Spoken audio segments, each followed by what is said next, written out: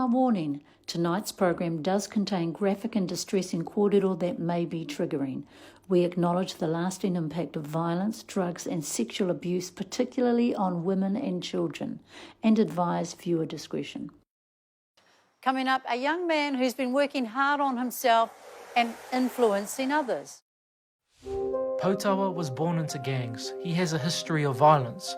One of his most serious incidents involved accidentally discharging a firearm and injuring a bystander. He went to prison. Now Poutawa is using health and fitness to turn his life around, and he's reaching out to his brothers. I remember you hitting the headlines because of your tattoos. Why did you get that done? At the time when I got my tattoo, I got it to acknowledge a lot of my friends that have passed away in the gang. And it was always my decision to be a Mongrel mob member until I die. I wanted to be, one of the most scariest, baddest Mongrel mob members ever, one part there. And did it work? Did it make you the scariest, baddest? No, it didn't. I upset a lot of people when I got it, especially like my mum. She was really... I bet she did. ...upset with me, but she's all right with me now. Now, you're described as an inactive gang member. What does that mean? I don't know what that means because I am active. I'm still an active gang member, and I've never said anything along the lines of being inactive. I've always been honest about myself being a gang member. What attracted you to gang life? It flows through my blood. So my family are the ones who started the Mongrel mob back in the 50s, and my dad was a member, and my uncles were all members, cousins are members, and the neighbourhood that I grew up in as well played a big part to me joining, because every day we walk outside, all we see is Mongrel mob members or us Mongrel mob associates.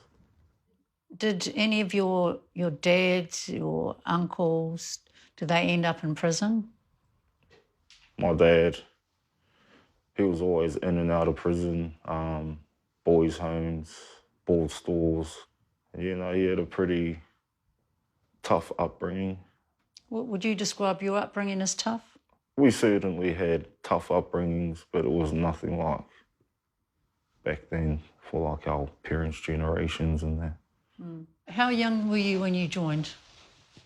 I was 19 when I first decided to join and become a prospect. What did you have to do to join? I just had to just listen, be there when there was functions, clean things, drive members around the country, things like that. Nothing criminal or anything? Oh, there's always a little bit of criminal stuff, mostly violence. Yeah. Did you hurt people? Yes. Is that something you think about?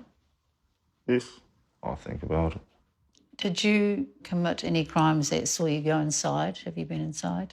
I've only been to prison twice, all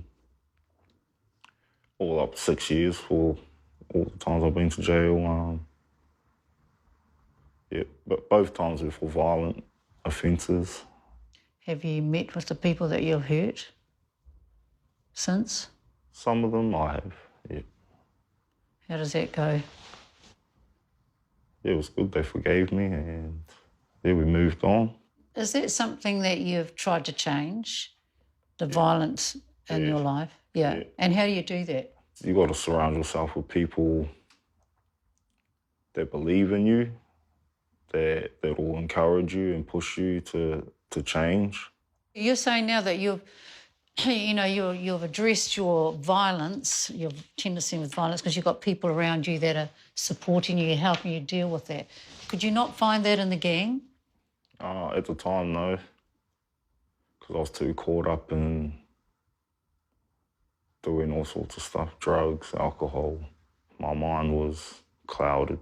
So I know that drugs and alcohol, that was a part of your life. Is it still a part of your life?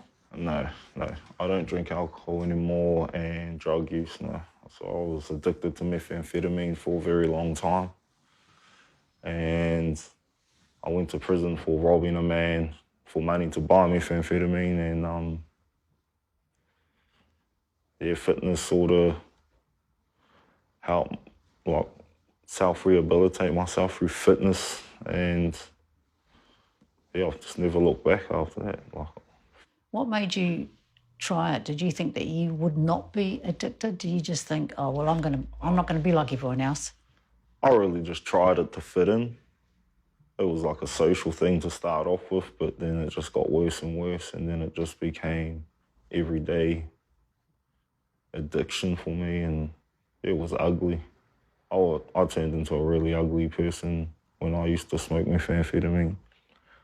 All my morals went out the window. I put myself first all the time, neglected my children, my family. And when I look back at it now, it was sad. I didn't have anyone trying to help me get away from that.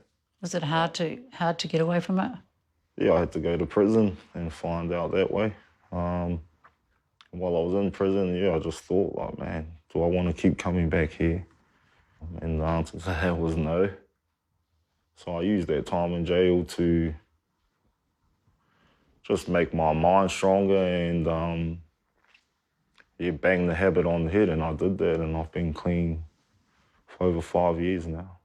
If you had one thing that you want people watching to understand, particularly about gangs or your own experience, what would it be? I'll say that, people need to understand that, we're all humans as well. We've just been brought up different from everyone else. And when you've been brought up a certain way for so long and that's all you know, it's hard to live normal. And people need to understand that, that it is hard to change sometimes when all you know is that life. But you can change, eh? Yeah, you can change. Just believe, and like I said, it comes down to having support. A lot of us don't have support. And that's why there's not a lot of change happening. Are you feeling happy with where you are now? Yeah, I feel really happy of where I am and what my journey is in front of me, and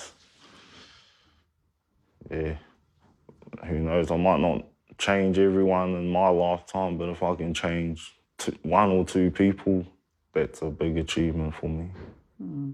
Yeah. So you're getting your buzz from helping people, not sort of threatening them. Yeah. It's a different feeling for me, because coming from how I used to be to how I am now, even just socialising with normal people, I never used to do that. I would never have come on this show if I was still in my other mindset, because it was just like, everyone, I'm just going to be me. But now it's turned around, and I need to do what's right for our people and just lead by example. What's been the game changer for you? Children. Yeah. I've got 3 kids. I sort of messed up with my 2 older kids. Wasn't really around much for them because I was too busy putting myself first. And then I had my baby, and I didn't want to do that to her.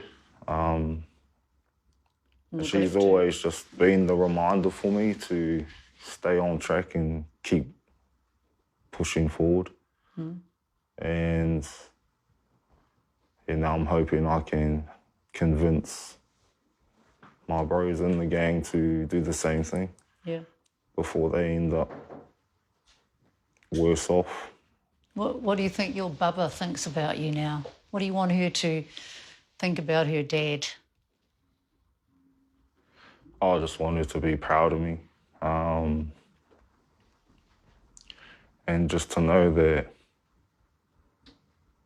you know, everything that I do is for them. Yeah. Yeah. Thank you, Poutawa, for that very moving kōrero. Now I want to thank all our guests and some of the things that stick in my mind. Not all gang members are criminals and not all criminals are gang members. There's organised crime, there's disorganised crime. Every individual gang member belongs to a whānau, and that whānau is shaped by society. And gangs are here to stay. As Tracy McIntosh said, everyone should know why they are, whether that be in a prison, whether it be in a place of privilege, to understand the context of why you are where you are so that you can think about what that looks like going forward. Something to think about when the topic of gangs comes up. Next week, I unpack it a little bit more when I speak with the Commissioner of Police, Andrew Costa. Catch you online. See you next week. Ko Mariē.